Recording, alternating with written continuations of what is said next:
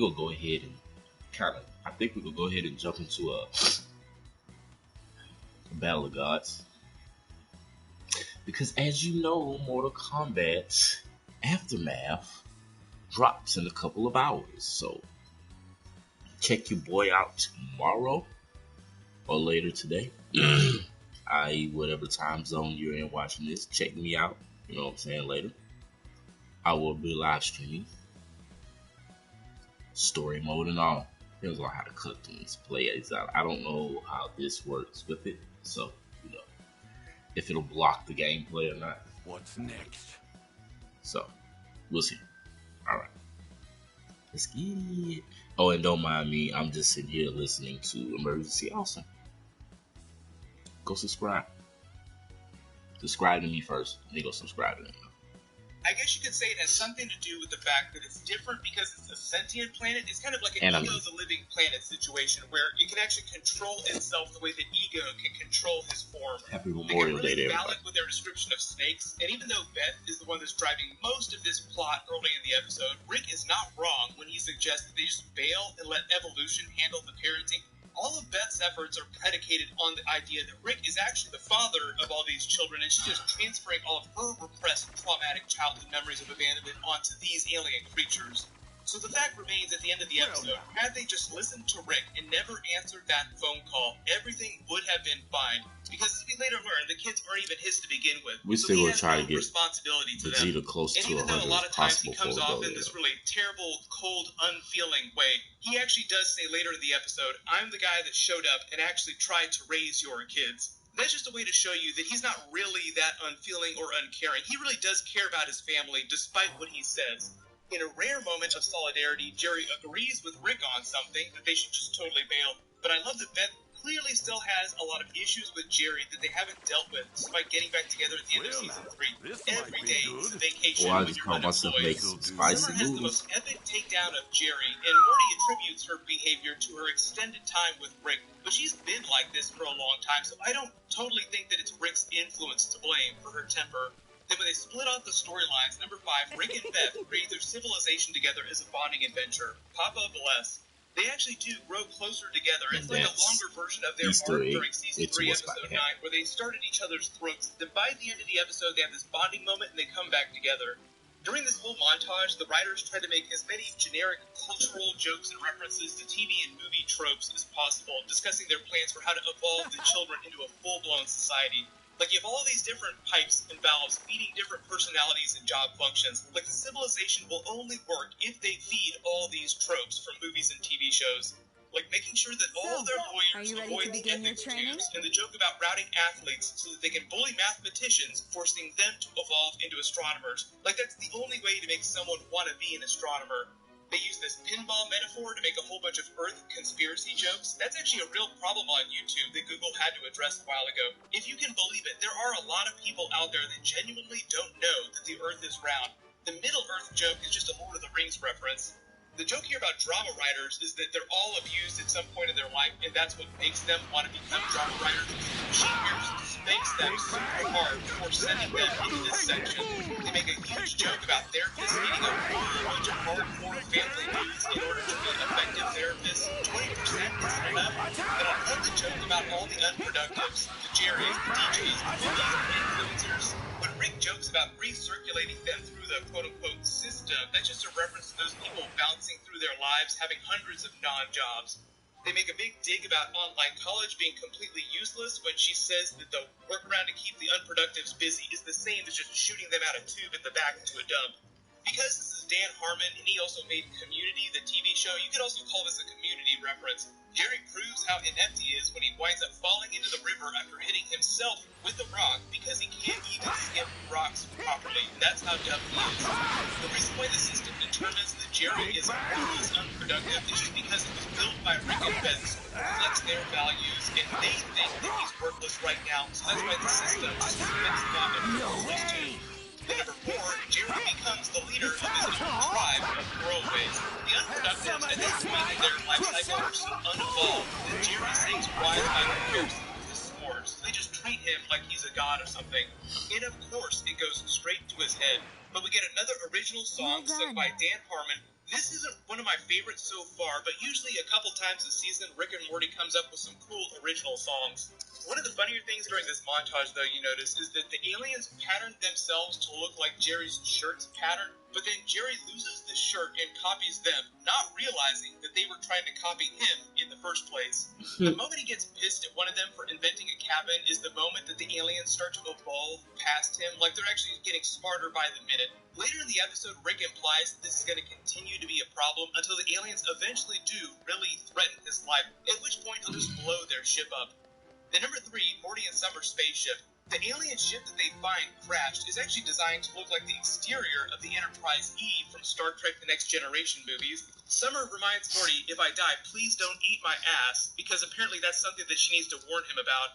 When they suggest mind slugs and nebulas that make people see their own fears, that's the writers just implying that there have been other adventures that they've been on with Rick in the past that we haven't seen in episodes yet. But this is meant to be about how dumb Morty and Summer really are, with him thinking the hyper-advanced spaceship controls are just like his Nintendo Switch video games and Trisha's B.O.G. But as Rick says later in the episode, it's totally okay for them to be dumb teenagers like that, because they are teenagers. He doesn't expect them to be super smart like he is. And when you really think about it, Summer is just looking for any excuse to get high. She'll puff on anything. Then number 2, Rick versus God. We find out that Rick is actually pretty good at karaoke for at least certain songs that are in his register. He makes a Lion King Circle of Life joke, which is obviously Disney reference. They reference the Disney Channel later in the episode too. The whole subplot with Rick fighting the God, though, is a way to give Rick an out, because they don't actually want to end the episode with Rick having a bunch of biological children on another planet he abandoned. Rick uses this technology to replicate a form of the God's powers, which is just a reference to Season 3, when Morty called Rick a really messed up fighting God.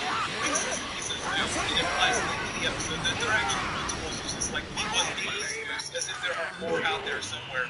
The fact that the fight just keeps going on and on is just a reference to the fight from They Live between Rowdy Roddy Piper and a young Keith David, who we all know is the voice of the President and a bunch of other Rick and Morty characters. Hell is going on here? A little bit with Summer huffing the brake fluid, getting super high, inventing the controls, telling Morty what to draw on the dashboard. To their credit, they do wind up getting the ship into orbit and wind up saving Rick, even if it's only by accident. But then Summer throws it all over the place. Morty gets some in his mouth, making him high too. Their eyes actually look kind of similar to Rick's blue eyes when he was doing the crystals back in Season 1. This is a little bit more hardcore though. Morty kind of does the same thing he did in last week's episode when he tries to find a moral lesson in their misadventures, but just like Rick did last week after he did that, he tells Morty, no, that's not the lesson. The lesson is that video games and partying are great, so just keep doing those things. But the fact that he tells them he's never going to sell them out, then promptly sells them out 5 minutes later, is more the writers have been shining the light on the idea that even though Rick seems like he has all the answers to this, but he also lies about stuff all the time. So don't take everything he says super seriously. Probably not as close as you would get to a G.I. Joe knowing is half the battle message from this show. Rick jokes about Summer huffing brake fluid, then promptly takes a puff himself just for fun, because sure, why not? When the alien tells Jerry to use the sword, it's just a Star Wars use the Force reference. When Rick says if this was the real God, if it was alive, they would actually have a chance at killing the real God. They put in the whole metaphor on parenting in the episode with Rick's speech talking to the alien about whether or not he's good or bad. He's the parent that actually showed up to raise his kids. Jerry acknowledges he was wrong to try and force his lifestyle on Morty and Summer, and then they acknowledge they've been treating him really badly. They effectively reset the family dynamic to what was in the beginning of the episode, with Rick's status in the family being way lower versus Morty and Jerry, and Rick just hating being stuck on a failing trip with them. So the reason he throws Morty and Summer under the bus, selling them out, is just so he can take down Ben and Jerry Phoenix, and he feels some high and mighty about being amazing parents. See how terrible you are with all the terrible things that they did. He also kind of implies that Summer's going to die in 3 days after doing all of that brake fluid unless he does something about it, and then makes fun of the Disney Channel and Morty for being really dumb. The number 1 WTF, that whole post-credit scene with Rick getting caught watching Tinder for planets on his laptop. All the things that the planets are saying are actually scientific terms. It's just that they're saying them in super funny, sexy, salacious voices. And apparently, this is Rick's new kink, just bringing the joke from earlier back around in the episode. Earlier, he said that he was doing this because he was curious. He's a scientist. I experiment, which we now know is a lie because of the way he smiles after Summer calls him out on it. Like, he really does get off on this. It was kind of a weird concept for an episode. I don't know if it's going to wind up being one of my favorites, but if you spotted any big Easter eggs in the episode that I didn't mention in the video, just write them below in the comments. Big reminder, though, that next week is going to be the Rick and Morty Season 4 finale, so I'll do a trailer video for that tomorrow. As long as you have alerts enabled for my channel, you should see that video when I post it. But everyone, click here for all my Rick and Morty episodes, and click here for my new Marvel Wolverine video. Thank you so much for watching. Everyone stay safe. I'll see you guys tonight.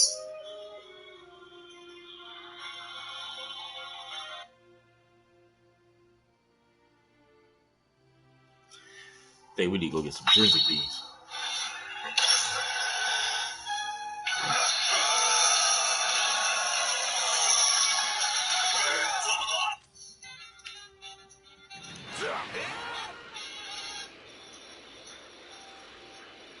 And now I'm watching Ron Style.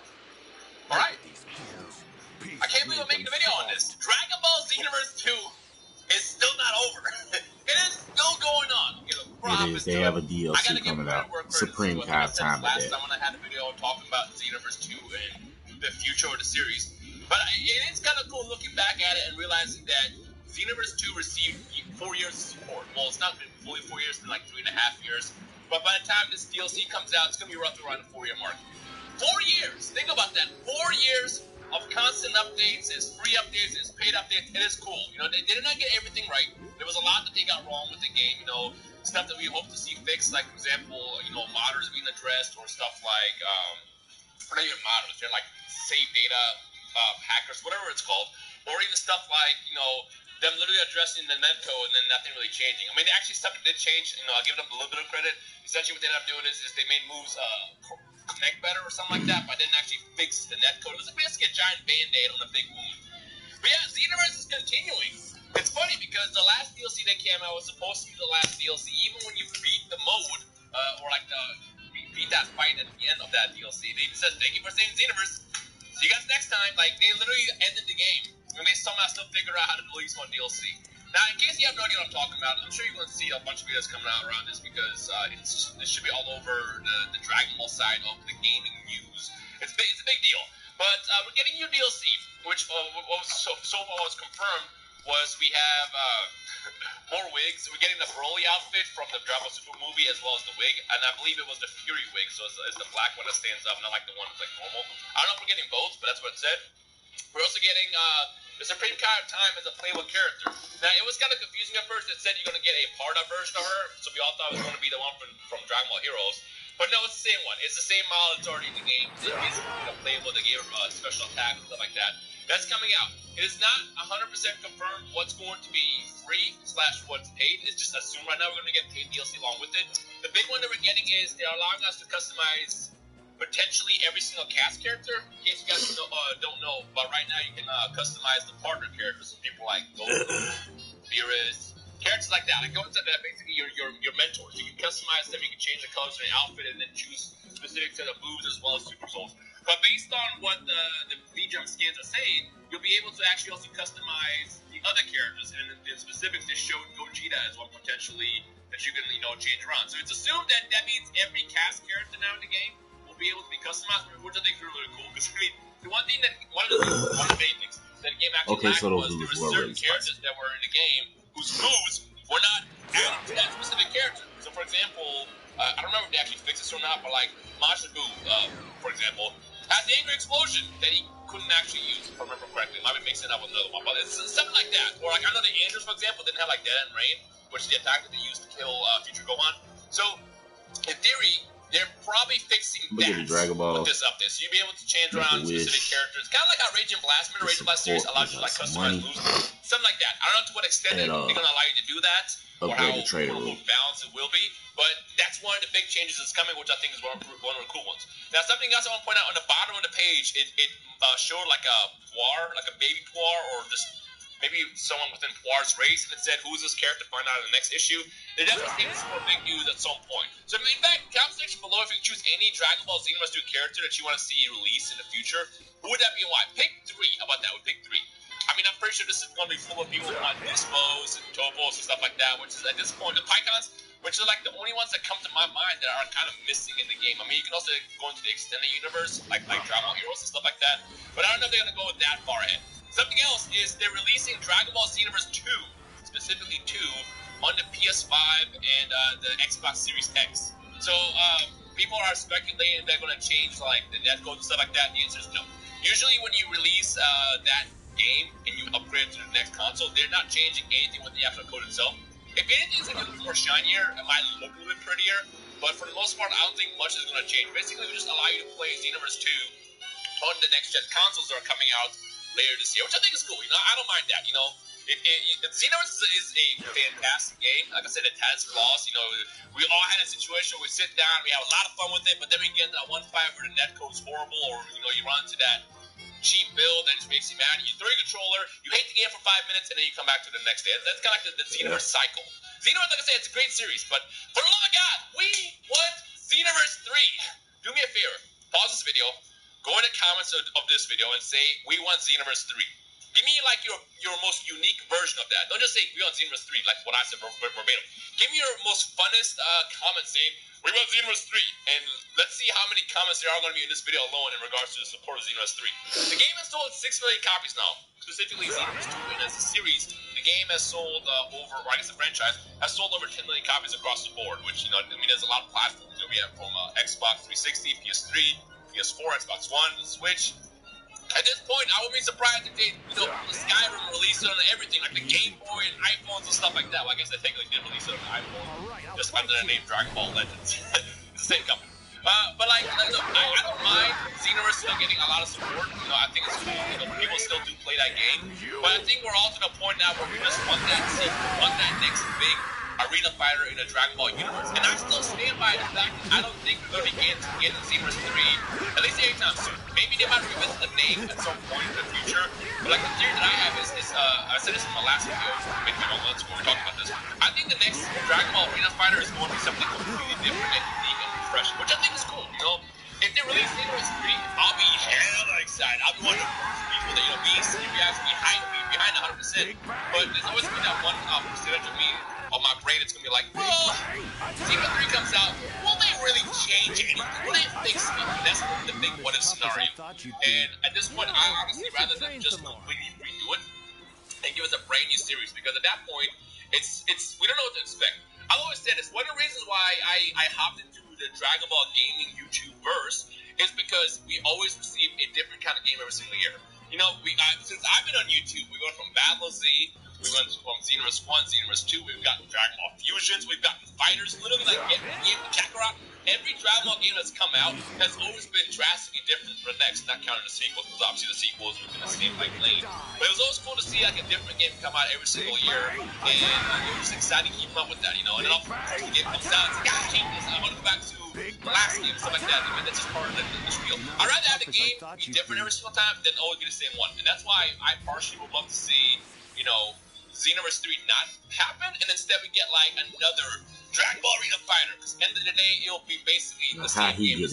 How he get a 99 Vita still a 96, I mean, at this point, I feel like Bandai Japan specifically, they're the ones who make the games. They have enough data to know what makes the perfect Dragon Ball game. You know, they've given us fighters. Fighters is kind of like an actual fighting game with Dragon Ball skins on top of it, and it gives you like a chance to play a Dragon Ball game that requires a lot of thinking and skill, and like you gotta really like practice to play that game. But they do stuff like that we like to see. You know, we want to see like creative characters. We want to see like the freedom of being able to fly around the map. Imagine the next Dragon Ball Arena Fighter gives us a map size the size of Kakarot. I know Kakarot wasn't everyone's favorite game, but you gotta agree that the maps that you were in were massive, they were great. And imagine having like the next Dragon Ball Arena Fighter have maps that big, and be able to have you know, the best of both worlds from all the games that we've gotten over the course of the last decade, really, in the Dragon Ball realm. They can make the perfect Dragon Ball game at this point. They have the formula. They know what it takes. I think, to me, all it really takes the most is going to be, you know, figure out the netcode. If you get a Dragon Ball game that has like really decent netcode, then that's it. That's it. You win. You succeed. And I think that's what it is. I think they probably like are working on that game, and hopefully we'll get that revealed at some point in the next year or so. I do want to point out, like right now in this May 18th, I'm recording this video, we watch this on the 19th or at some point mid-May, and usually right now we're going to get a reveal that the next big game is coming out. But you guys know E3 isn't happening with everything going on in the world. And honestly, I don't know what's going to happen this year as far as what they're going to reveal. If they'll reveal anything. I mean, I know they got to always release like one game a year or something like that. I don't know how much that contract has changed since then. Because if enough time passes, Bandai could always lose a license, and then someone else could basically buy that license, and then that's it. Which might be a good or bad thing depending on how it actually goes. But point is we're right now just that waiting period. What's going to happen? And I personally don't think that Xenoverse 3 will be the next game that gets announced. Because it doesn't make any sense. I mean, think about it. If they just announced Xenoverse 2 coming out on the PS5 and Xbox Series X, why would they announce Xenoverse 3? Big Bang! Nobody would buy Xenoverse 2 on the Xbox One X or PS5. That doesn't make any sense. So I feel like, As tough as I thought you'd be. In fact, even if they're announcing that they're just porting the game to the next gen consoles, I don't even think we're going to be getting a big game next year on those consoles yet. How am I wrong? I don't know. I'm just kind of like spitballing, trying to think out loud as I'm, rambling and just kind of like coming off the news that I just saw upon waking up. Well, I saw last time before I went to sleep, but like I just woke up and I'm really like kind of realizing, man, we're getting more Dragon Ball Xenoverse DLC. I don't know. We'll see what's gonna happen. Of course, when the DLC comes out, I'm definitely gonna do more content around it. I know people have been asking me to do more Xenoverse videos. I just haven't had really the time to sit down and do more. So. Maybe based on the feedback we see in this video, I'll try to do some Xenoverse content again later this week with like C-React or something and bring that back for the one time, And I ain't just for the one time, but every now and then. But overall, though, it's just crazy to see a game like Xenoverse 2 still getting support, despite all us being told that that's it in the last DLC, and here we are.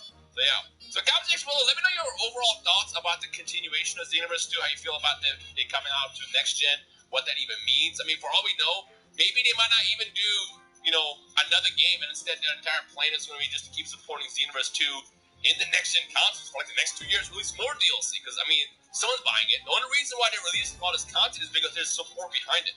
They probably realize, why spend all the resources and time on making a brand new game or a sequel, or we can just literally just update this game if people are still buying it.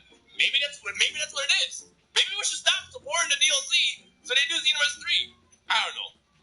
Give me your overall thoughts down below. I'll probably do a follow-up video based on what the community says, just to see, I don't know, where we all stand with this. But it's just right now, it was surprising, it was confusing, and a little bit excited, a little bit disappointing at the same time. It's just a little bit of everything, just emotions all around hearing this news coming out, and yeah. But let me know down below. But yeah, the second we find out any more in regards to what's going to happen with this DLC, as far as what's going to be paid, because there's always going to be something paid with it. I feel like, part of me thinks that they're releasing this DLC as a celebration because they sold 6 million copies, but then the other part of me thinks, well, wait a minute. If they're releasing this as part of like a celebration, 6 million, they're definitely going to sell something. They always do. They almost always do. So like I said, in the comment section below, give me your best guesses, what you think is going to happen, whether or not we get any DLC characters at all that are paid, or if this is all going to be just like a one-time thing and Xenoverse truly is done. We'll see what everyone says, but me, personally, I want them to do Xenoverse 3 specifically because I feel like they can set up a perfect custom-created character war type of thing. Like I said this many, many years ago, but they can do something like the Time Breakers versus the Time Patrols, You sit down, you create your character, you choose a faction to be either evil or good. It can be with Supreme Kai Time Trunks, or it can be with someone like Few, Demigra, all the bad guys of the Dragon Ball Extended Heroes universe. And then, like, from there, it's like, there's so much you can do with that. Think about that. Comment section below. Last question I end this with. Would you choose to be a Time Breaker or Time Patroller if they did Xenoverse 3? Let me know down below. Well, guys, as always, like I said, the segment we find out more, I'll let you guys know. But for now, this is it. Thank you guys for watching. My name is Rhymestyle. I'll see you guys in the comments. Peace.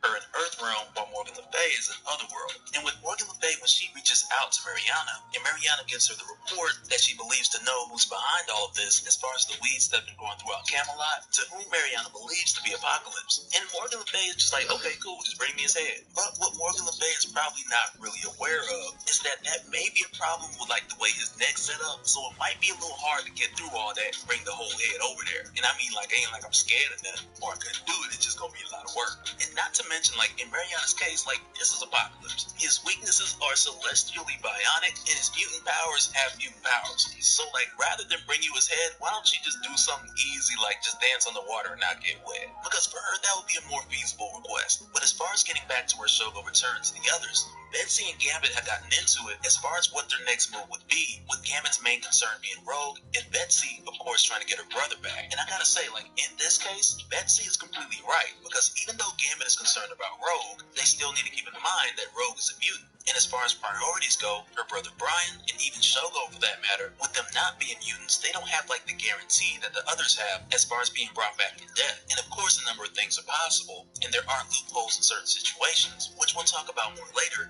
But even still with that, overall, the general rule is like humans are at a much higher risk of a permanent dirt nap versus anyone who's a mutant. And with the way things are, like, that's just a valid point. And it's for that reason, as it is now, rescuing Brian and keeping Shogo safe, like, those have kept the top priority. Which is why when they get to Camelot, they kind of do the dragon base jump in order to keep Shogo at a distance. But even with doing so, they kind of realized that they left their big gun and just kind of flying around doing laps. And I imagine, like, when they got closer to the ground, it was like, oh, that's a lot of people. And so fairly quickly, Julie and Betsy was like, okay, we need to call the dragon. And right after that, they called Shogo right back down there. And when she did this, it was like in a very Green Ranger calling the Dragon Zord type of thing. But instead of the Dragon Zord showing up, it goes from ABC Family to HBO real quick. But with this happening, like, they really needed Shogo to get back involved. Mainly because Betsy was not able to control Morgan Le Fay's army, but instead she was just restricted to seeing like a small percentage of their surface thoughts, which is how she even knew that her brother was there as well, and not like taken or moved elsewhere. But even still, shortly after this, they're met with the arrival of Brian, still under Morgan Le Fay's influence. But also keep in mind, like, even if this wasn't the case, she still wouldn't have been able to read his mind. And this is one of the things, like, with them being twins,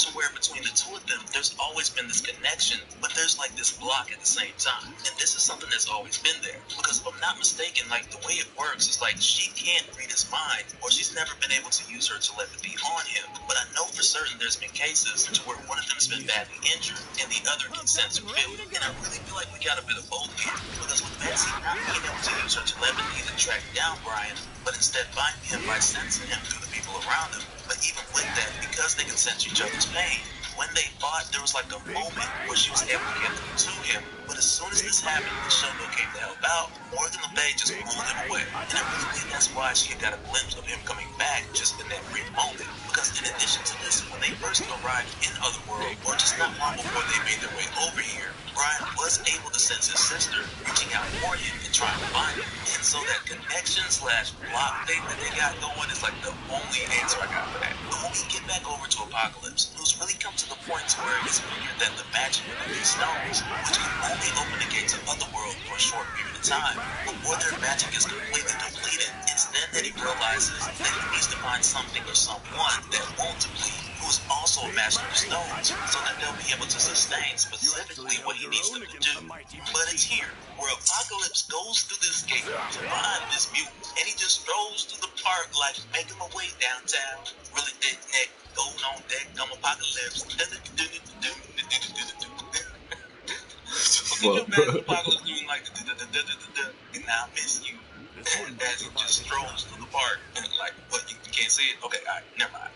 I digress. But as it turns out, we come to find out that he's here to get Richter. And really, like, at the end of the day, who better? Avalanche?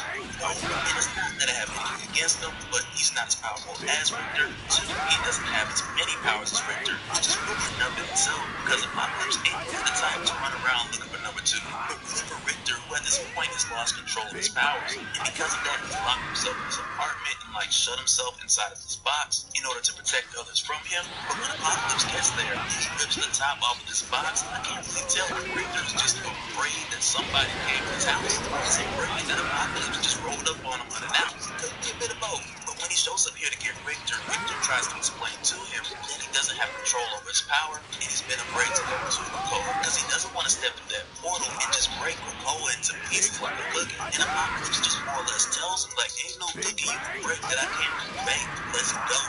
And if you think about it, like, if it did just get to the point where Richter got out of hand, Apocalypse would probably just get big, and then boom, problem solved. But with Richter, when he goes with Apocalypse, they make their way to England, which is where Apocalypse had been working from since Betsy and the others had left. But it's shortly after that we find out that the British Secret Intelligence has been looking for Captain Britain. And this we find out by way of MI-13, Wisdom, and really he's somebody we haven't seen in a minute. But in this case, he's caught up with everything. He knows that Betsy's got it written now, but even with that, this guy goes way back. It's like Excalibur, he was part of the core reformation of that team after House of M, with him being one of the few mutants who kept their powers after Scarlet Witch had said mutants no more. But not long after, when Gambit and the others came back from Otherworld, and when they get back, of course, the first thing that Gambit does is check on Rogue. But even with doing so, he doesn't stay for long, because at this point, there's really nothing that he can do. And for that reason, he ends up agreeing to go with Betsy and meet Wisdom, for Betsy to meet up with the Queen herself, which is originally why he had came out there looking for. And the main reason that Betsy had to come here is because with her being the active Captain Britain, it not only became her responsibility to handle these otherworldly matters, but with Captain Britain being a servant to the crown, she also has to report to the Queen and inform her who she's working with, who's helping her out, to where in this case, she officially tells her that the name of her team is Excalibur. But even when they go there, there's a number of people like protesting outside, and though there are some who just want to see the new Captain Britain, you also have others who just hate mutants. Even with that, Gambit got no time. And in this case, it's like one thing for them to be yelling and holding up signs, but like when a dude throws a bottle, Gambit throws it back with a little charge on it, and he starts blowing up their signs, which is mainly in self-defense, but also with Gambit, he's kind of on a short fuse because of the whole situation with Rogue, and because of that, it doesn't take much for him to go off, which really isn't a good look for people who just didn't see the whole thing. But essentially, this meeting doesn't take too long, and Betsy comes back out, and she explains all this to Gambit, Richter, and the rest of the crew, and with this, she lets them know that not just herself, but all of them are accountable to the Queen, and so when they meet with Apocalypse to fill him in, and with this, he very much understands that Captain Britain has her duties, but even with this, Gambit expresses that his main concern is Rogue, and Apocalypse agrees, and with that, it's here that they essentially split up into two teams, with Betsy and Beat Wisdom handling the Queen's concerns with Covenant Kaba, but as far as the second team, the others who Apocalypse will need in order to help out Rogue, as it turns out, they have to take something deeper with the Earth, so to do so, they need a Master of Earth and a Master of Deep, which makes it pretty clear, really quick, that he's talking about Richter and Gambit. But when we find out what Apocalypse actually sent them to go get, it's something that plays out in a pretty good way, because essentially, with him sending Gambit and Richter to go get more of the stones, which are actually made from the bones of like really old mutants, to where we find out these stones contain their energy, which is what Apocalypse has been using.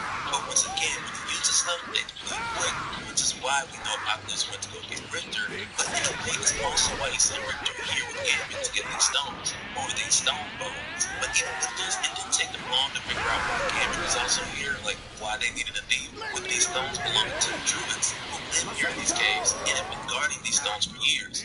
But on top of that, when they see Richter, and they see that he can actually control the terrain, much like how they can, this is where it switches up. Because for the Druids who first don't really trust anybody who's trespassing within their caves, let alone someone who's come there to steal these stones, of which they kind of give us this inkling that Gambit and Richter aren't the first. And I mean, there's that and all these bones lying around here there. But the thing is, like, they make their way to what appears to be this vault where a bunch of these stones are kept, and it's then that the Druids enter with them and more or less keep them from getting crushed while in there.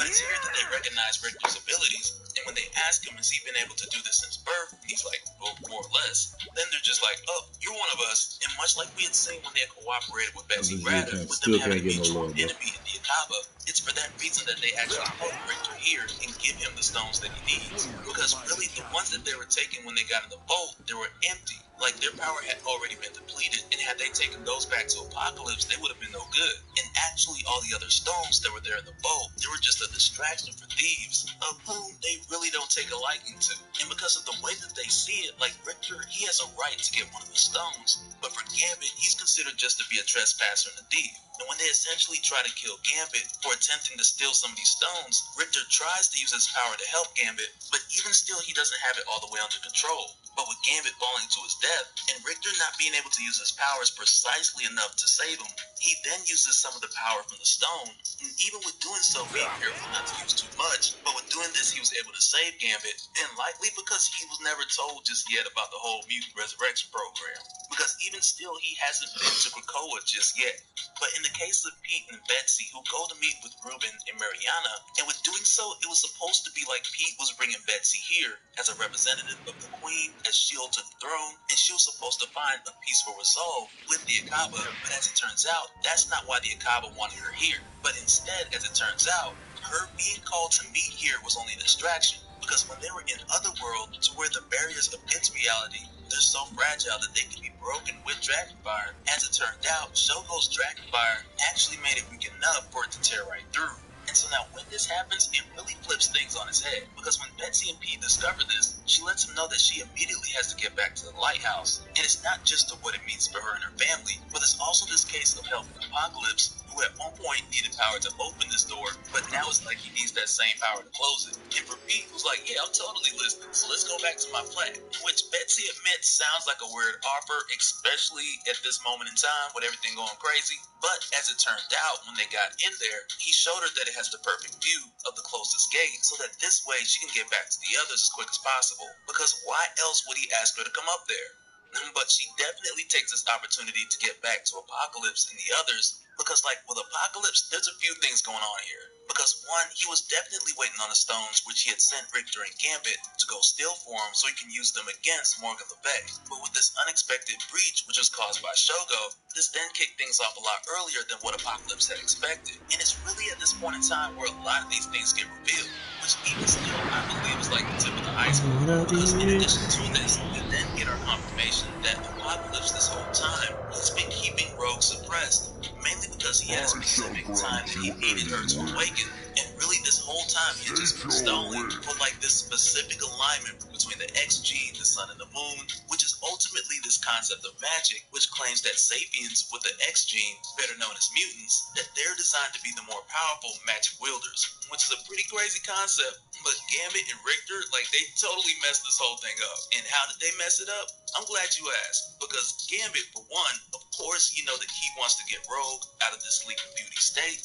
So to do so, what he ended up doing was asking someone to go inside of Rogue's mind and kind of help guide her out of there, who I believe at the time was Rachel Summers, who appeared to Rogue like in her mind as like this Phoenix Wolf thing. But with doing this in Rogue's mind and literally having her going rogue, but there's a reason that Apocalypse wanted Rogue in this dreamlike place, which I'll talk about more in a little bit. But when Apocalypse found this out, he was pissed. When Gambit told him and spilled the whole plan, like, yeah, this is what I did, Apocalypse was like, I will bury you. And like, he hit Gambit so hard, like, I'm surprised Gambit didn't just wake up on the next page in a birthing pod and just wake up like, man, like, how did I die? And when he wakes up, Charles is just like, oh yeah, Apocalypse punched you. Welcome back. But no, really, at this point with Gambit knocked out, and Apocalypse then tries to use the stones, which have insufficient funds on them, and because of that, he then gets mad at Richter, who does admit that he used some of the power to save Gambit before, but at the same time, it's like you can't really blame Richter because he hasn't been told or explained to about everything that's going on necessarily. And it's like when Apocalypse tells Richter that these are ancient bones, and the power that's in them, it's finite, and once that power is spent, it's just spent. And at that point, Richter was like, man, well, dang, I just thought they were stone.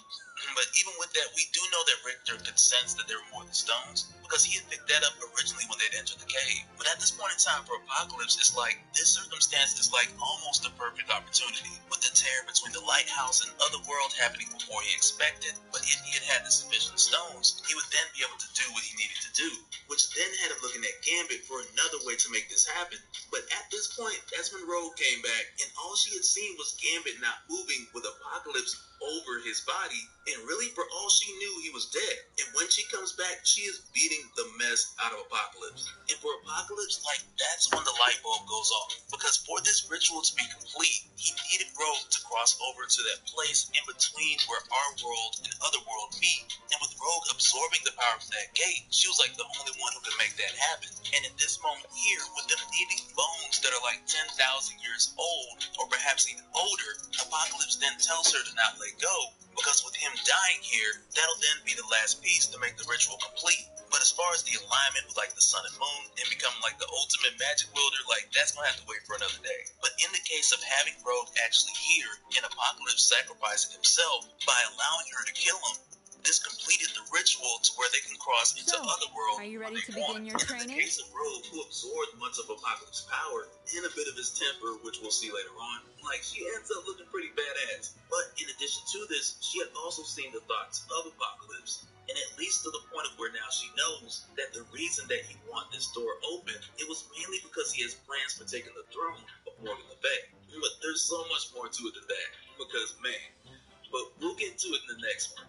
Alright, so in our last talk, with Apocalypse running into the issue of not having a suitable power source to create access to this doorway, which would allow him to enter Otherworld whenever he wanted, and also shut off all those creatures that had made their way through. But when running into this issue and Rogue wanted to kill him anyway, it turned out to be the resolution for everything, because now they have the door that works, and all the creatures have been sent back. So now, as in the case of Apocalypse and his resurrection, it's here that we find out that there's a bit of a high priority system that's set in place for the members of the Quiet Council, because after Rogue kills him, they bring him right back. And of course, Charles restores his memories, and Apocalypse is fully back. But even still with this, with Xavier, there's a bit of this frustration, if you will, because in a way, he kind of feels like Apocalypse is abusing the system with him intentionally dying. But even with this concern, there's no, like, Charles getting into it with Apocalypse or Charles trying to hash it out with him. He really just goes through the motions of bringing Apocalypse back, and it's from there that Apocalypse just continues back where he left off. And something important on top of that is that when Apocalypse comes back, he's met immediately by Jamie Braddock, who usually isn't welcome here because how his powers disrupt the resurrection process, but even still he arrives immediately because there is much more work to be done. And one of the crazy things about this as well, which probably leans into some of the concerns of Charles Xavier, but it's like when we jump back in and we see Apocalypse being resurrected, and then we go back over to Otherworld and we see that huge blast come through hitting Camelot, which of course was a result of Apocalypse's death. It almost makes you think like, man, like how fast was that resurrection set up? Because essentially Apocalypse could have sent a message to Charles Xavier to kind of like, man, warm the pods up, man, I'm about to come through, to kind of fast track the preparation, like just before he died, because prior to this point, we've seen him do that to other members of Excalibur as far as projecting his thoughts and giving directions and instructions. So it's likely he may have done the same with Charles just to skip to the front of the line so that he could get back out there with Excalibur as quickly as possible. And though we don't get it explained that thoroughly, I do believe like that's the reasoning behind Charles Xavier feeling some type of way about Apocalypse abusing the resurrection priority system. But with Apocalypse making haste to get back out here, it wasn't like he was rushing out here to help them out, and he expresses that to Betty right away, who's mainly concerned about them being outnumbered. But it's funny because the response of Apocalypse is like, you being outnumbered is the last thing I'm worried about, because anything getting thrown at you guys when the time will be, like, hey, I got it covered. And really during this time where Apocalypse was gone, like, she really did, because essentially she was Apocalypse and Rogue in a 2-for-1 on the battlefield, holding it down like a champ. But also with Nancy expressing her concern with there being more soldiers coming on top of what they're dealing with, it's here that Apocalypse expresses that he has that covered as well, because at this point in time, he wants to speak to Morgan directly, and rather than continue this war, place a wager that'll resolve everything. And in doing so, he insists that they have a duel to the death between their selected champions, to where he chooses Betsy, knowing that Morgan will choose Brian. And when it comes to this point, you can tell that this is something that Apocalypse has thought out for some time, because when Morgan agrees to this, it's almost like she's accepting an offer that she couldn't refuse, especially with Apocalypse mentioning about mutant resurrections and that if Betsy dies, she'll be brought back. But in the case of Brian, not so much having that luxury, he'll be fighting for his life, which more so had Morgan feeling like he'll fight harder and he'll win the duel. But here's the thing, because as soon as it gets started, Apocalypse, he starts walking around and setting up things, like he goes to Jubilee and he tells her, hey, get Shoko ready. When I tell you I need some fire, I'm going to let you know. I'm going to give you the cue. And of course, you know, Jubilee is going to be like, well, I thought fire was a bad thing, because that's how we got into the problem just before this. But of course, with Apocalypse, who has his plan set in motion, he's like, you know, don't worry about that. I got something for that. Just do what I say when I'm ready. And like, to me, like, had I been Morgan Le Fay, like, in this moment when you have a bet going with Apocalypse, duel versus duel, champion versus champion, and immediately when the duel begins, he starts going around talking to people, looking this way, pointing that way. Like, I would have been like, hey, where you going? Where you going? Hey, why you talking to them? What you talking about? Hey, don't do that. Don't do that. What's that? Like, I would have been super skeptical. And it comes to a point within their battle where they scuffle over a sword, and Brian lands right on top of it, killing him. And when this happens, Apocalypse is conveniently standing next to Jamie Braddock. And I'm telling you, man, like, had he been in Vegas, they'd have been like, hold up real quick, we need to check the camera footage. Like, some Something just ain't right. But as soon as Brian's killed, Apocalypse Day. I've prepared the most magnificent surprise for the two of you. Now then, please open your eyes. What? Where the heck am I? It sounded like someone was calling out to me, but how did I get here? Kakarot? What? Vegeta? Wait, was it you? Were you the one who called me here? Why the hell would I do that? I was called here by someone just as you were. Oh, okay. Well, then who brought us here? Oh, that would be me. Welcome, Goku, Vegeta. Huh? Who are you? Me? I suppose you can call me Whis. In fact, I wish you to refer to me as such.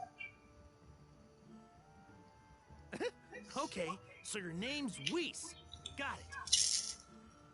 Idiot. There's more important things in his name right now. Why? Why on earth did you call us here? And how the hell do you know who we are? I don't recall ever meeting anyone like you before. That's perfectly sensible considering. Especially given the fact that this is the first time we've met one another, Vegeta. However, I didn't summon you here for mere small talk. Then why did you bring us here? It's simple, really. I'm fascinated by the considerable amount of power you two possess. And your desire to attain even more. Huh? Allow me to ask you two this, just so I'm entirely certain. You do indeed desire more power, do you not? All any Saiyan lives for is to become stronger. Yeah, I want to get stronger and stronger. That way I can fight all sorts of powerful people. I see. How intriguing. If it's even greater power you seek, then allow me to help you. You're gonna help us get stronger? Wait a second. Are you saying you're gonna be the one training us? Indeed. That's the true purpose of my bringing you here. I am going to present the two of you with a variety of challenges, all of which I'd like you to complete. If you manage to do so, I will increase your power to levels far greater than you can imagine. Are you serious? I find this a little hard to believe. What exactly are you getting out of this arrangement?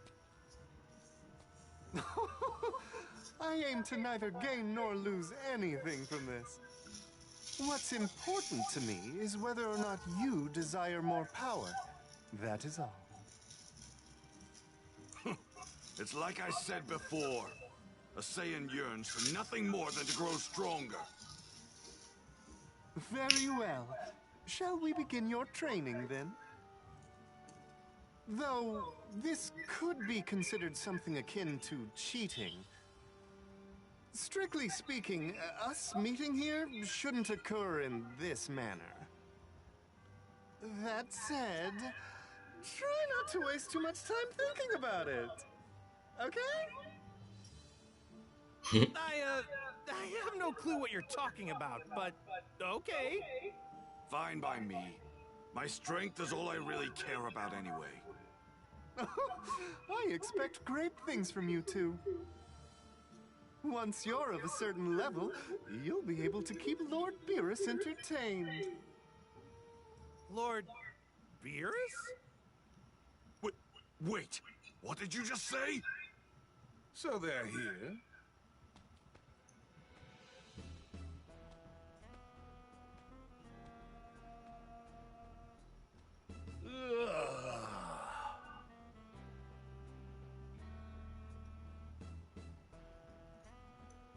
Oh, you're awake.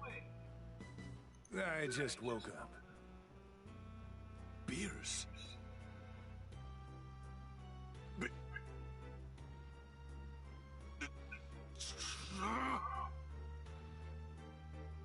Lord Beerus!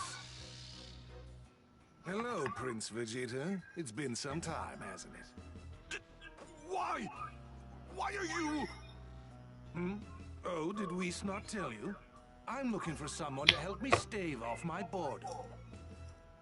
What do you mean, stave off boredom? I haven't really felt challenged lately, so I thought I could do with some more physical activity. I normally have Whis help me, but I like to mix things up every once in a while. Yeah, who's this guy? Ahem. This is Lord Beerus, the god of destruction. He is the most powerful being in this universe. What? God of destruction? You heard that right. I am indeed extremely powerful. Really? Well then, I definitely want to fight you. Show me what kind of power a destruction has. You see Vegeta's Who do you face? think you're talking to? You're a bold one. Interesting. Not many have the courage to speak to me like that. I'll be taking a nap over there, so if you really do want to fight me, feel free to stop by. However, you won't be much of a challenge in your current state. I'd strongly recommend you let Whis train you first. So before we end this live stream, we're going to achieve Super Saiyan God. You're that strong, Lord Beerus? From where you And stand, then hopefully with the yes, next, just focus on DLC, your we get training. Super Saiyan God, Super Whis, Saiyan. don't let me down. Well, I trust you two understand the full extent of the situation now, yes? Lord Beerus is expecting substantial improvements with respect to your power. So, once we're stronger, we're gonna fight him, right?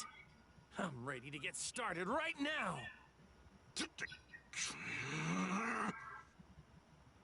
Damn it. I'm all for getting stronger, but I don't know how I feel about having to fight Beerus. Given your enthusiasm, perhaps we should begin your training right away. That being said, do let me know when the two of you are ready to begin. All right, I'm ready for this.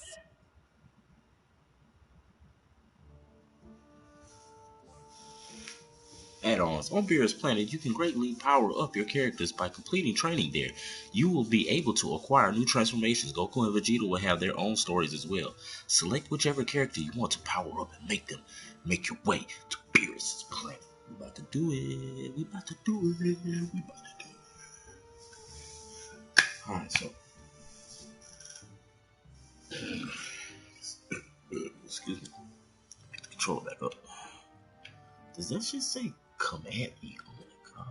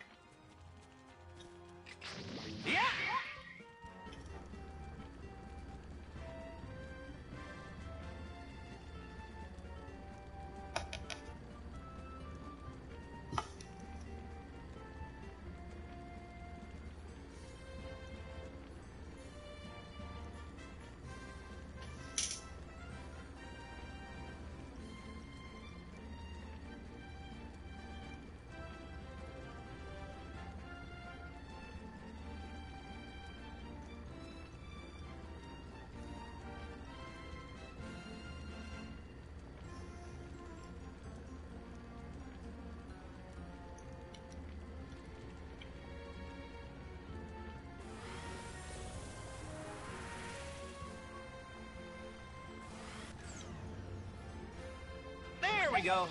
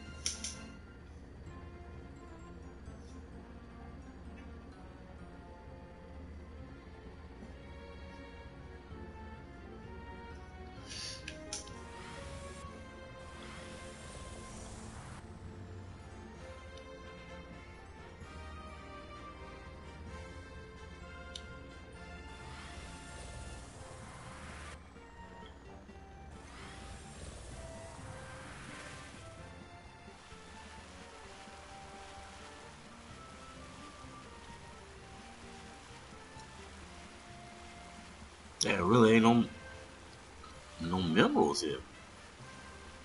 How, B?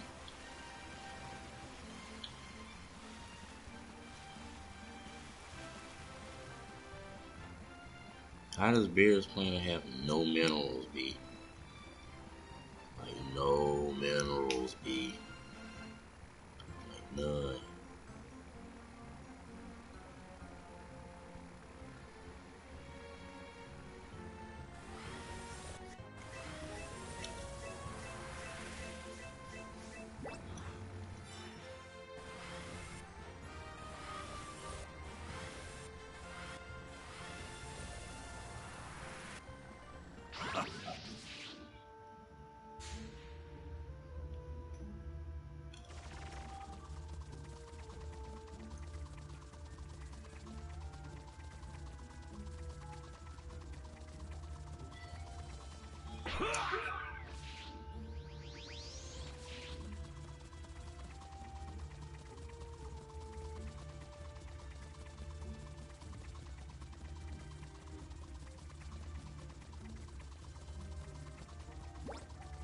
Well now.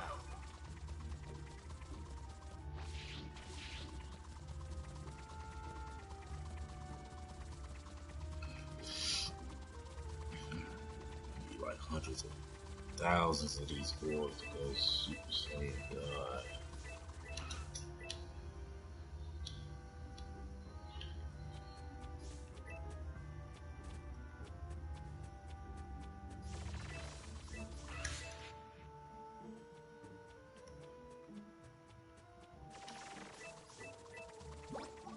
Well now.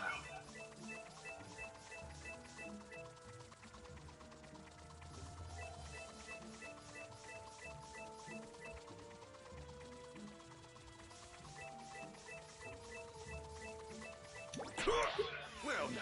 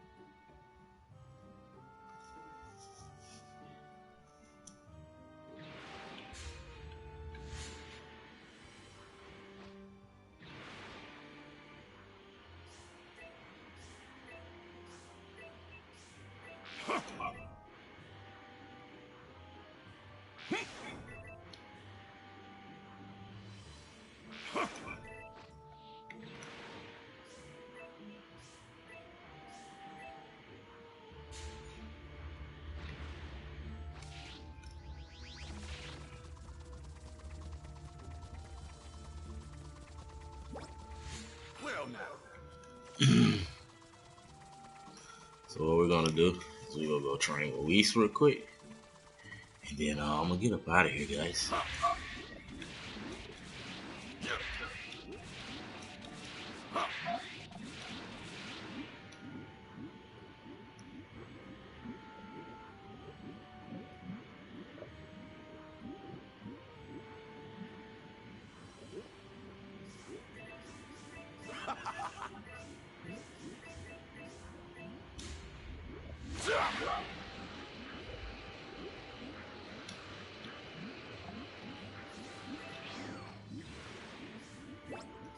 Well now.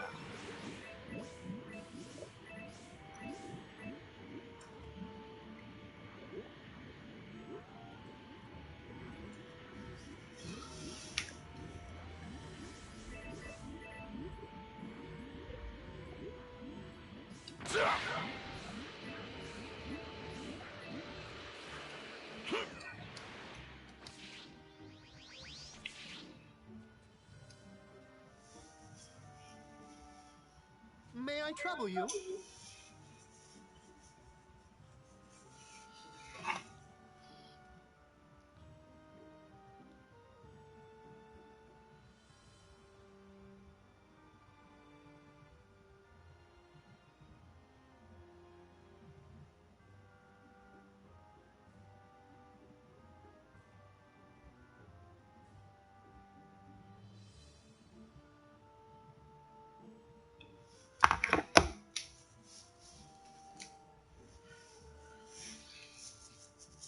Hey, you can do this!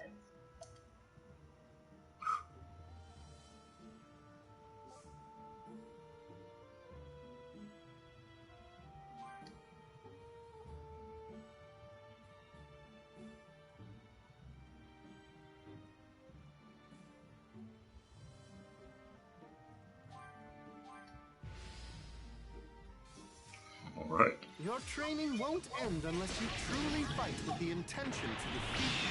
Do remember, one is most vulnerable after an attack.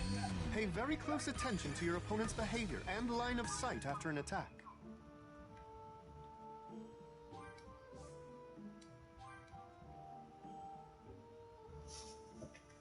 I think that's a good stopping point. There's no need to worry. You can think of everything up to this point as your warm-up. Now begins... I think it's safe to say you've finally mastered the basics. The basics? For your next challenge, you'll be fighting yours truly. A word of advice. Do feel free to... Cocky. This is not ego talking, it is simply a matter of fact. We can begin whenever you'd like.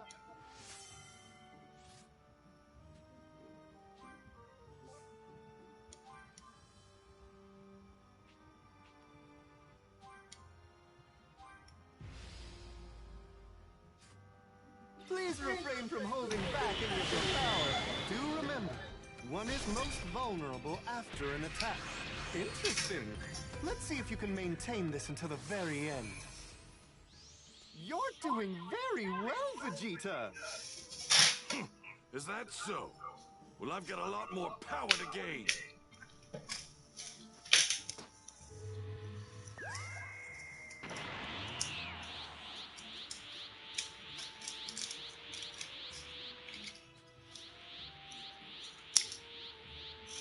Well, I'll be cool.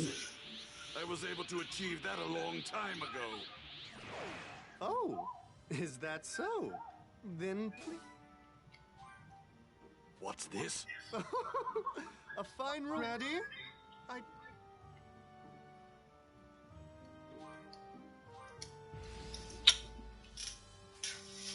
I admit I'm rather curious. It will be quite interesting to see how much stronger you can get after this next one. I intend to become stronger than all others. I am the mighty Prince Vegeta. Attack! Big Bang, attack! Your technique has improved since last time. The pace at which you're learning is Still not good enough. I need to become stronger. I must agree. It would have been problematic if you were satisfied with this performance. Lord Beerus would not be pleased. Lord Beerus? Go ahead, sleep. gain enough power to surpass you while you lie there wasting away. How can you look so calm no matter how much I attack you? I can't tell if I'm actually getting stronger or if I'm just wasting my time. Damn it! There's no need for you to worry, Vegeta. You are getting stronger. Remain vigilant. I'm afraid your struggle is far from over. What do you think of this?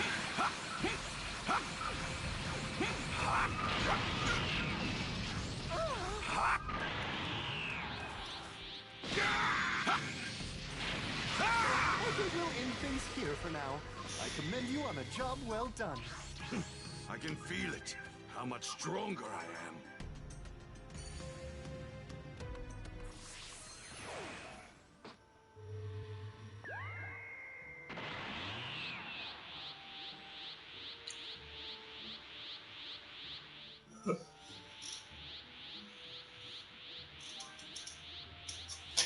Super Saiyan 2? I was able to achieve that a long time ago.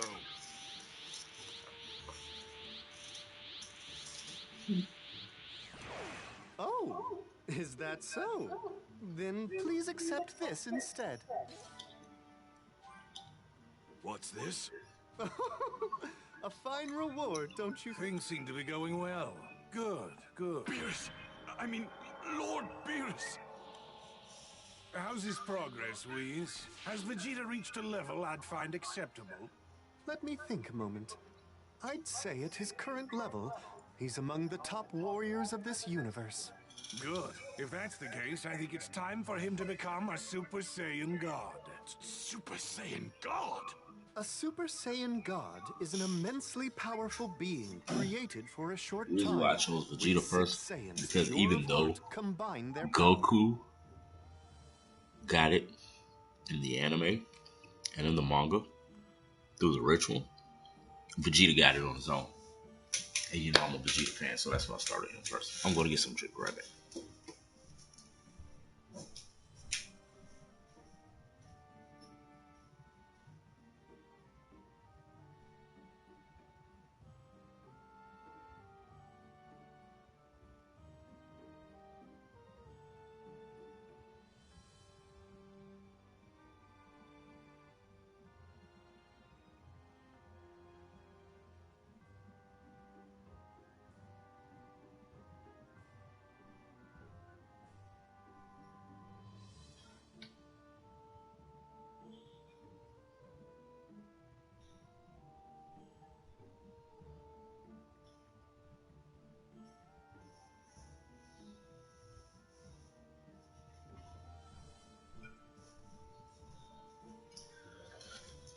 Good old cold Pepsi.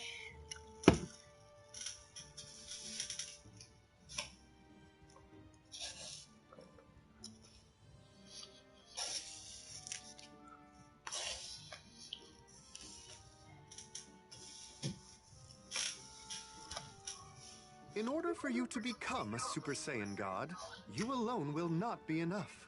You'll require 5 other Saiyans. This is the discrepancy everyone had as far as with the story. You cannot take this serious. You cannot take this as canon. This is its own separate entity and thing, original story for this game in particular. The creator to this content said that. So, with that being said, take this with a grain of salt, but it's not canon. You dig?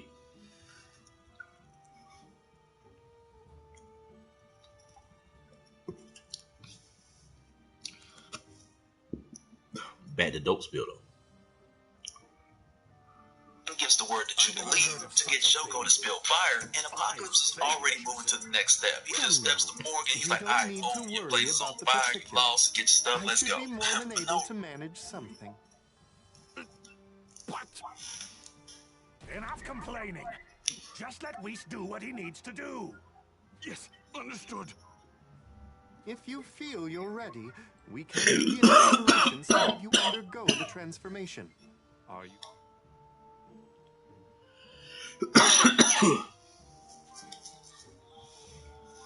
Understood. Very well. Please wait as I make the necessary...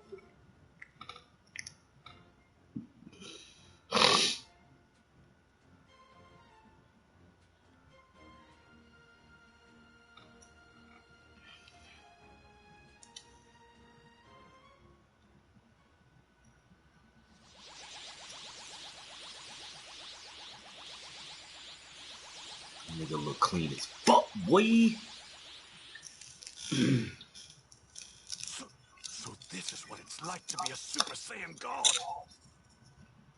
Finally, you took long enough. Sorry, Lord Beerus. Now, Lord Beerus. Vegeta has achieved the transformation. Relish the fact that he can finally give you a proper fight. Well, you're not wrong there. Vegeta, are you finally ready to fight? Guess I don't have much of a choice. I have to fight him now. Perhaps I should be the one asking if you're ready, Beerus. This power should be more than you can handle. It's been quite some time since I've had a proper challenge. I may struggle to control my power at first. My apologies if I accidentally kill you. I'm not about to let that happen! Well, you'd better make this fun for me. Oh no, you can't do that now. Power of a Super Saiyan God? Unbelievable! God feels good. Ha! Big Bang attack! Ha! Ha!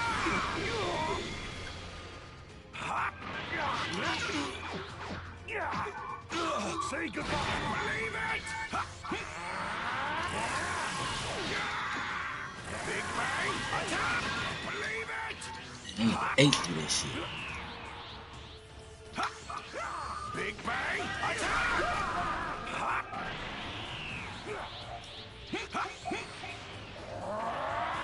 Your luck's just run out. Big Bang! Good. Try to keep this up. You Saiyans claim to be a warrior race, right? Show me you deserve such a distinction. Dare you mock me? Big Bang attack! Believe it! Out of my sight!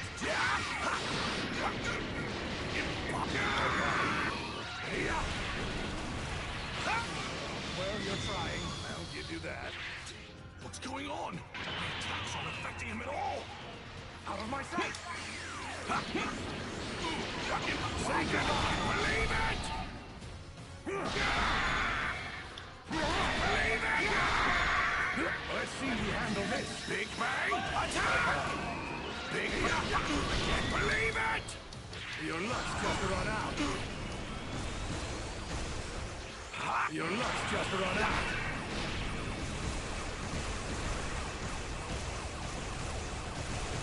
Big Bang!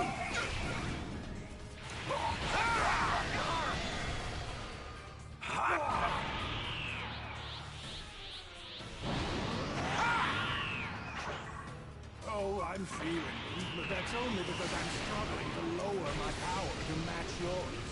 I'm still not done playing with you, though. Just try not to die too quickly, okay? Believe it! Believe it! Out of my sight!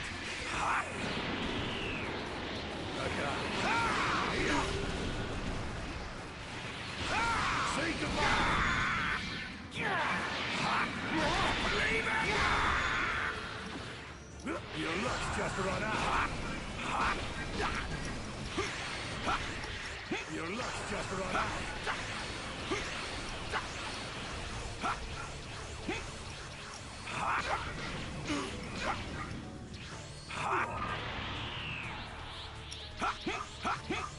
Big Bang attack!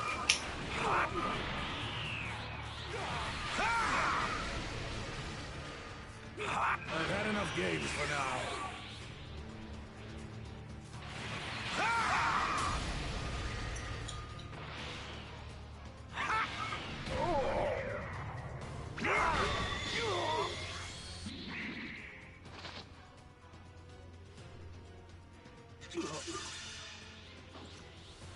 Oh yeah.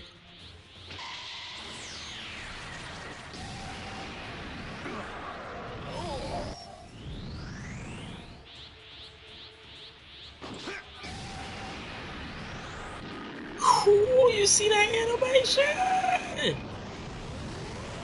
Okay. Okay.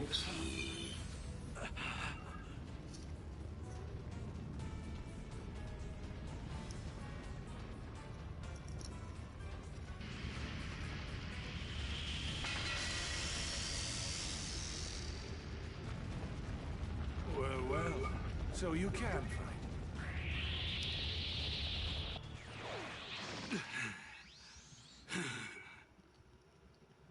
I suppose you've passed for now, though only barely. Your technique is a little sloppy in places, but at least you show some promise. Promise? That sounds like a pass to me. Congratulations, Vegeta! You must be pleased. I pass? That has to count for something, doesn't it? Needless to say, if you had not managed to properly control your godly power, Lord Beerus would have destroyed you. Oh god. Wait, but he said I was just to stave off his boredom. Having the power of a Super Saiyan God means absolutely nothing if it doesn't stave off my boredom. Fortunately, you managed to succeed. I suppose I can let you live to entertain me another day. What? Now that you've achieved the Super Saiyan God form, you've taken your first step into the realm of the gods. Let me make one thing clear. Do not let that power go to waste. If I find out you're misusing it, I will destroy you. Understand? Yes. Your power may be of more use to me in the future. I'm counting on you to be prepared if and when that time comes. Easter egg.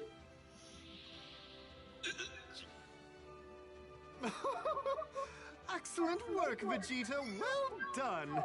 You've completed your training. Finally. I know I'm stronger than before, but this power's almost not worth the stress.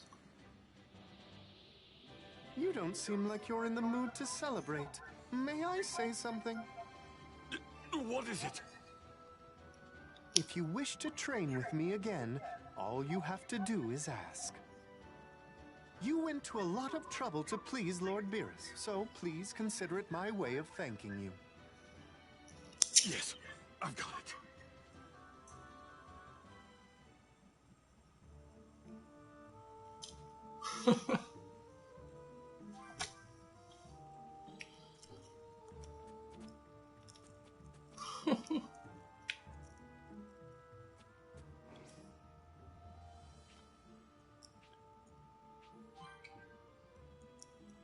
I am Prince of all Saiyans.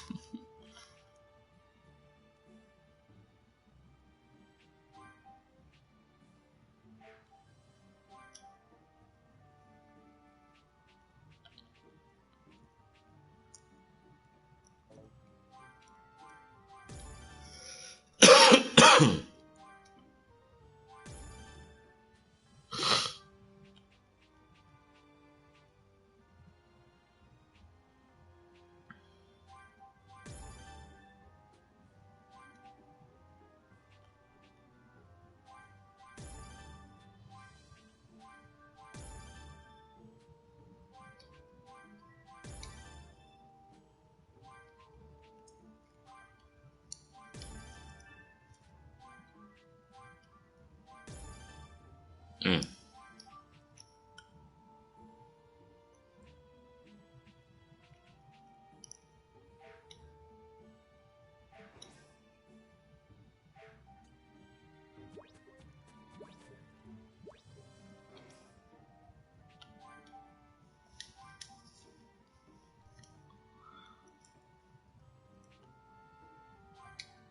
The Limit Breaker Galagon will put God Heat Flash.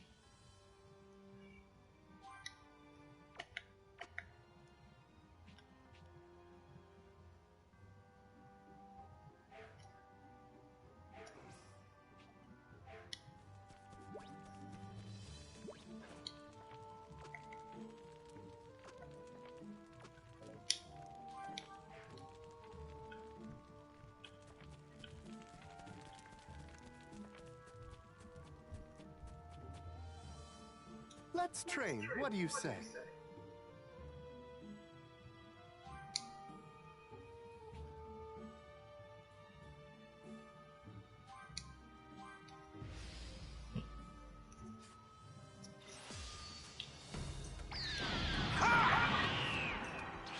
Huh? Big Bang attack!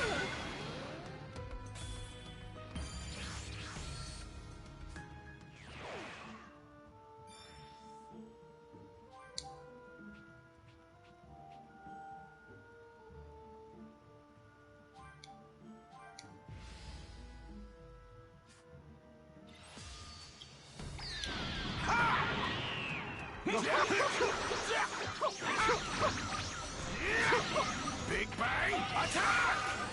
Big Bang attack!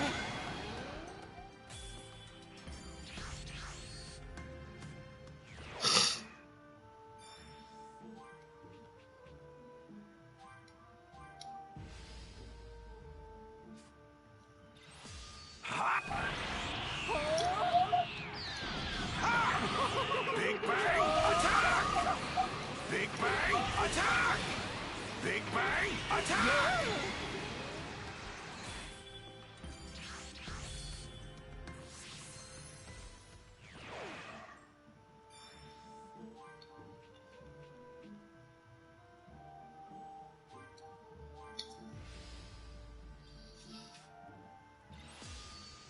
Don't underestimate me!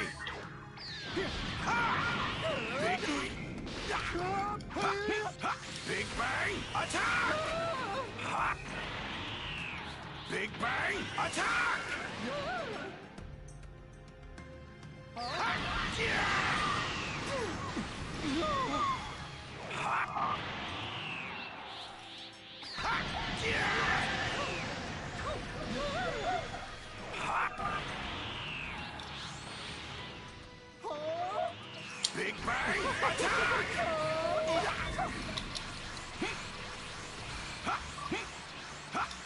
This is it.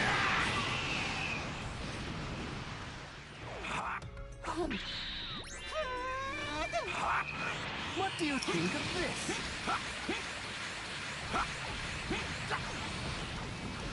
What do you think of this?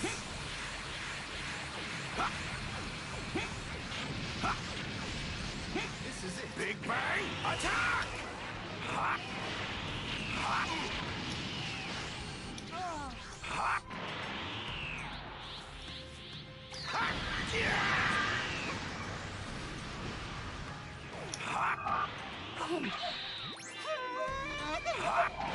What do you think of this? What do you think of this? What do you think of this?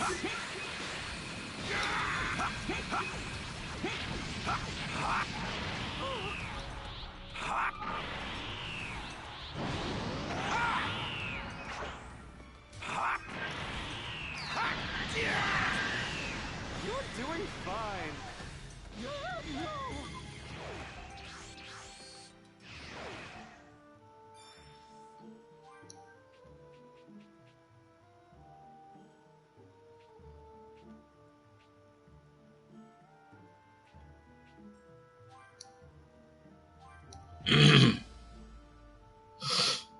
Your training won't end unless you truly fight with the intention to defeat me.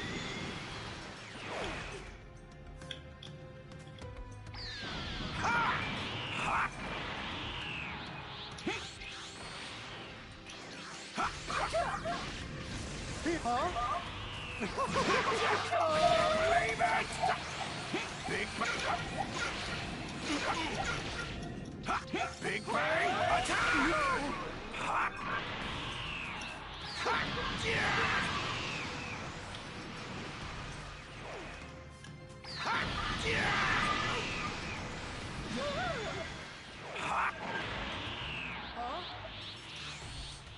This is it. Big Bang attack! Big Bang!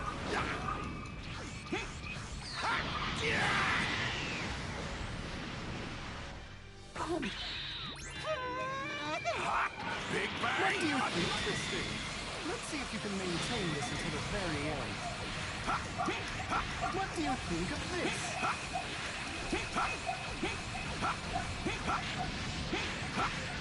This is it.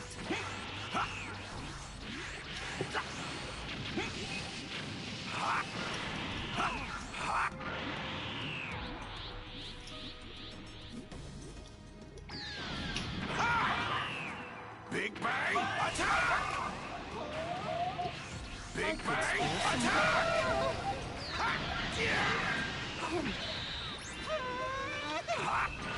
What do you think of this?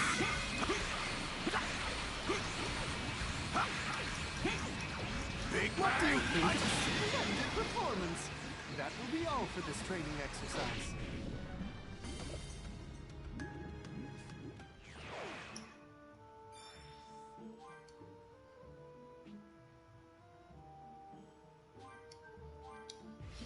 Fuck it.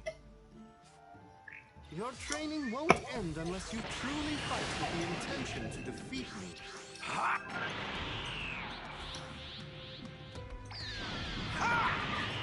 Big Bang attack! Big Bang attack! Big Bang attack!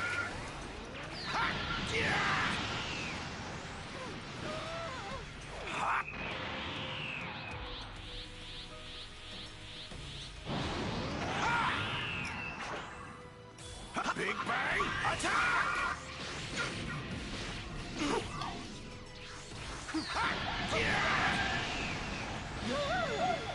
Big Do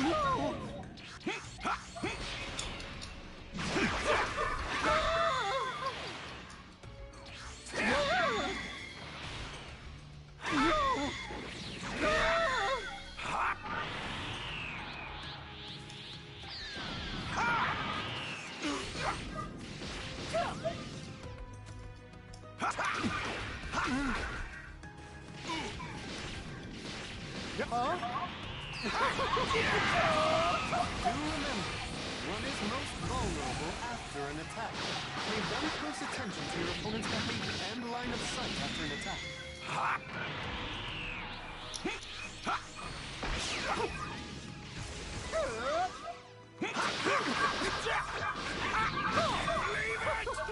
Big Bang attack! Big Bang attack!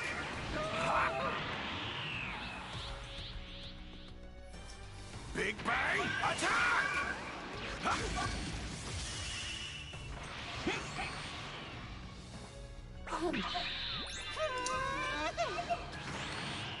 Big Bang attack! Big Bang attack!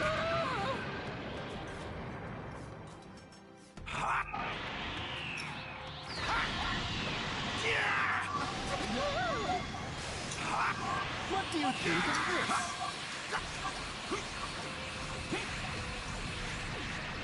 What do you think of this?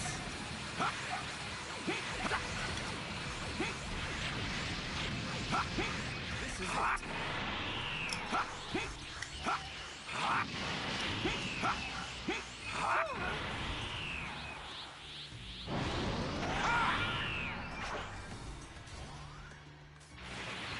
Remain vigilant. I'm afraid your struggle is far from over.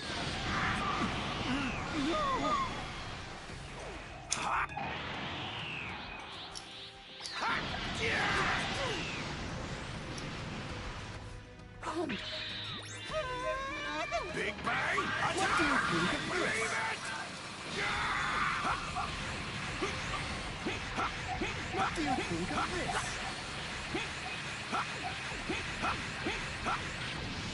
What do you think of this? Believe it!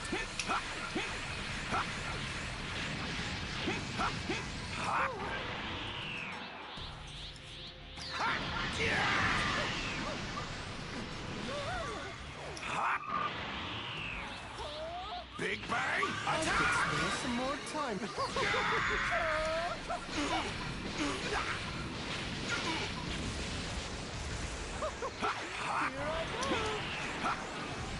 Big Bang attack!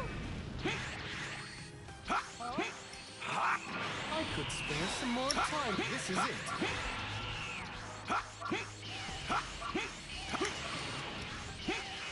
How do you do this? Believe it!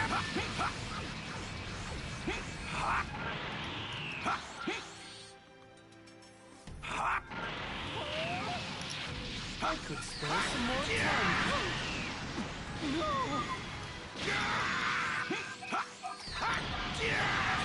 You're doing fine.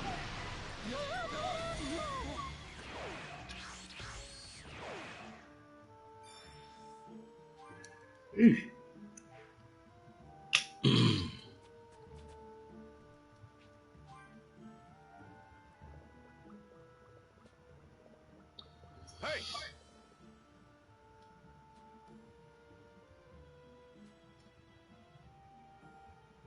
What?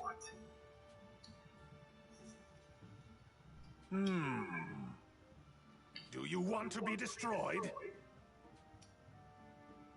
What? Right.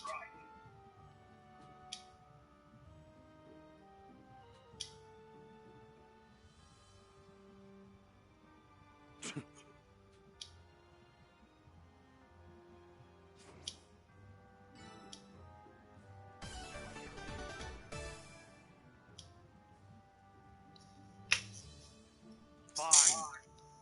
Hello. What?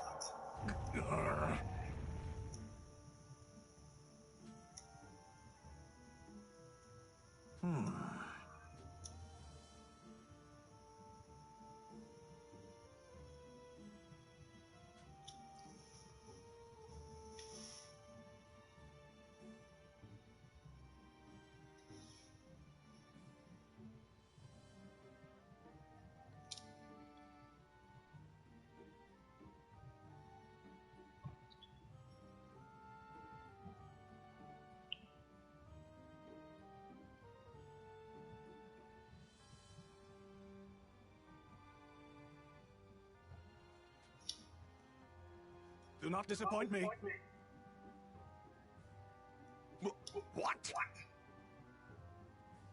You there.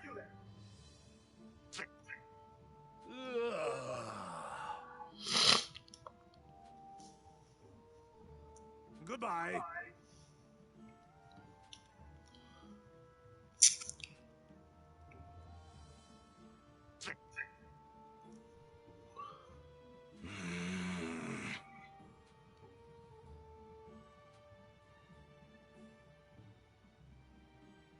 What?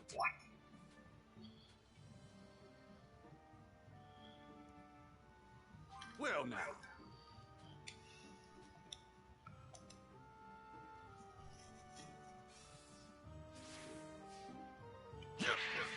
Time to find this crap.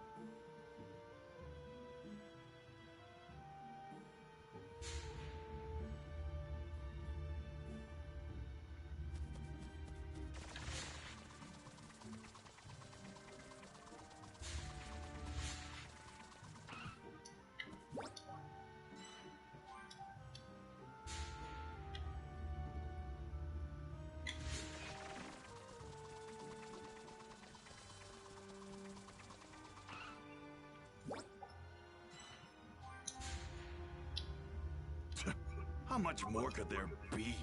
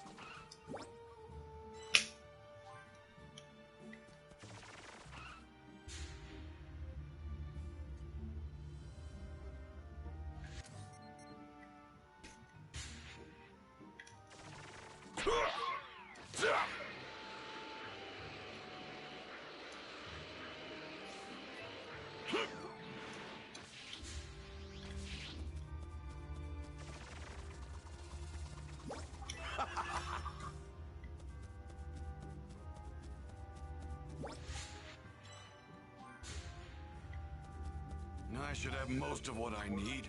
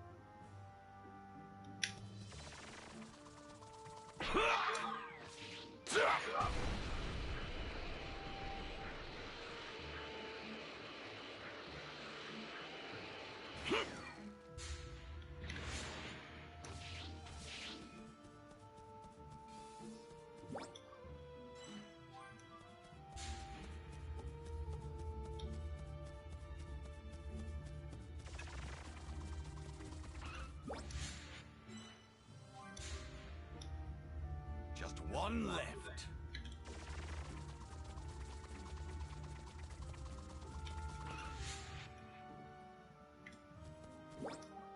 This should be the one.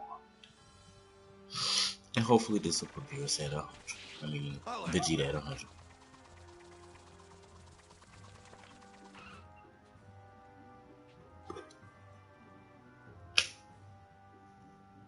Hey! What? Well now.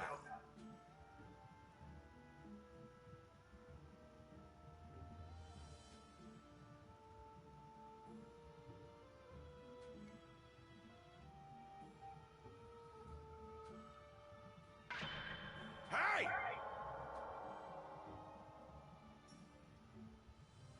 What?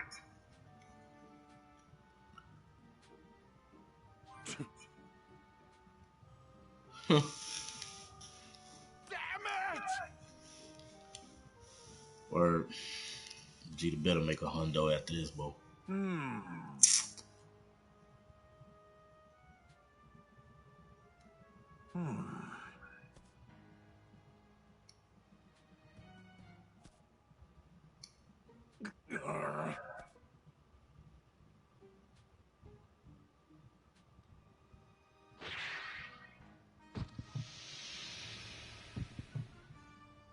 You there?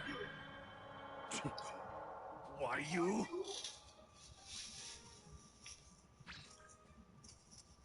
You idiot.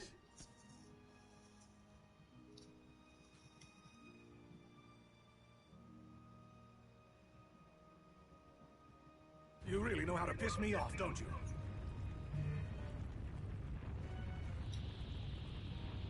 Oh, fine. Damn it! Come on.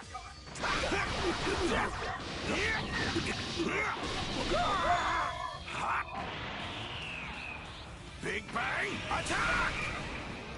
On my side! Let's see what happens. I can't believe it!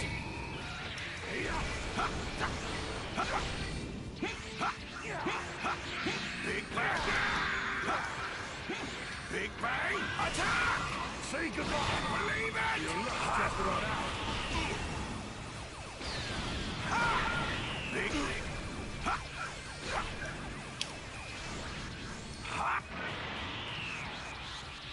Say goodbye! These attacks, the speed, the power.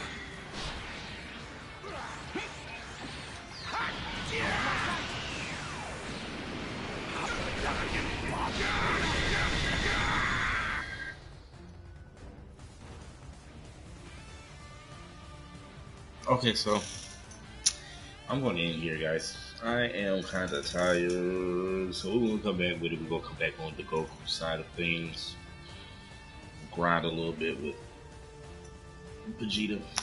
I'm tired, guys. As always, like, subscribe, and share social media platforms. It's your boy, Ghostface Gamer. About to go lay it down, man. Peace. Oh, MK11 Aftermath later today. Hashtag Ghost Game Better in the comments. Thanks.